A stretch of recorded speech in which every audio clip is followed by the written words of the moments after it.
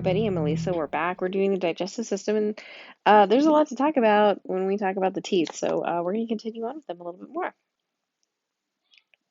So the teeth, we are going to now talk about some of like the parts of the tooth, or what we call like the regions of the tooth. There is a crown, right, which is like going to be the occlusal part primarily, and then all of the area that's going to jet up above that gum line proper.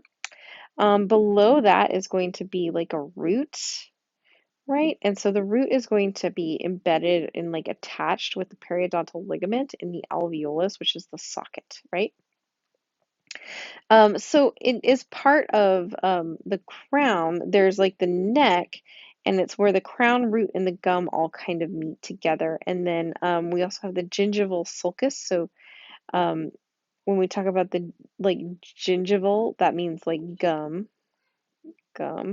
Sulcus is like space, or, kind of like embankment. That's the space between the tooth and the gum properly. So it's just really important to kind of make sure that those areas, because you can get a lot of microbes trapped in here, and they just, they can cause gingivitis, right? Inflammation of the gum.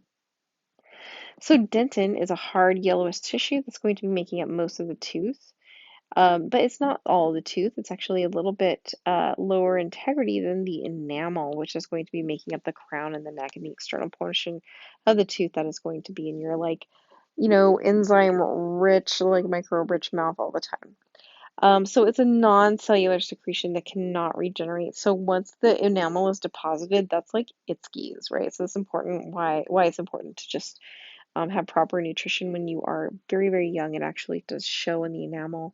Um, when there have been times of nutritional stress. Okay, cement actually is going to be what covers the root, and cementum and dentin are technically living tissues, and these can be fixed and these can be regenerated. The root canal is a space in the root leading up to the pulpy cavity of the crown, and that pulpy cavity is going to have things we need like blood supply and nervous, ouch, my tooth hurts, right? Those kind of things. Apical foramen is the port, the basal end of each one of the root canals. And the occlusion is the meeting of the teeth when the mouth is closed, right? When you bite, for example. So here is kind of a close-up. All right, the crown is on the outside, as you can see here. The root is everything that is below. Um, and the internal component of the teeth, we see here in yellow, this is the dentin. It is surrounded and covered, protected by the secreted enamel, which is the non-living part of the tooth, as opposed to the dentin, which is living, and the pulp itself. The pulp in the pulp cavity has neurons, and it has blood supply. The gingiva is the gums right here on either side, and so the gingival sulcus is like that little area, like right where you would get gingivitis or inflammation of the gum due to like maybe bacteria, too many bacteria or archaea in the teeth. This is the alveolar bone, right, which is creating that like socket for the peg and socket type joint. Periodontal ligament is a modified periosteum, which is holding it in place as best as it can. The root canal itself is actually an open space within the dentin, where the pulp and the pulp cavity can have exchanges with things like the arteries and the veins and the nerves and all of those different systems. So the cement is kind of like right here going around it, protective layer. Apical foramen is right where we have the bottom part of these teeth. In this case, this little molar is where the blood supply and the nervous system is going to kind of be like going through these little holes. Right, that's pretty much on that.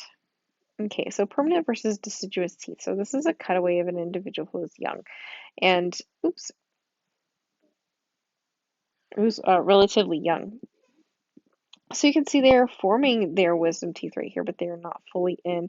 We also have the eye teeth, which, as you can imagine, these are also the canines.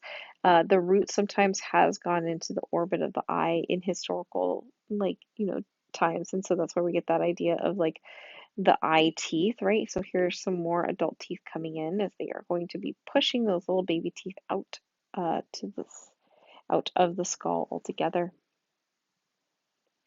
There are 20 milk teeth, also known as deciduous teeth, baby teeth. They develop beneath the gums and they erupt in a predictable order, which helps us age individuals so they can erupt anywhere from 6 to 30 months. They almost always start with those incisors, and between the ages of 6 and 25 years of age, they're gradually replaced by your 32 adult and permanent teeth. The third molars are the wisdom teeth, and they show up right around the age of 17 to 25 years. And they might be, if you're not lucky like mine, all four were impacted, which means they are crowding against the neighbor teeth and they cannot erupt.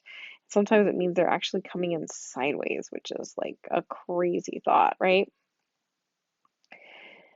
Happened to me. So anyway, so the human mouth is home to more than 700 species of known microorganisms or detectable microorganisms, and generally most of those are bacteria.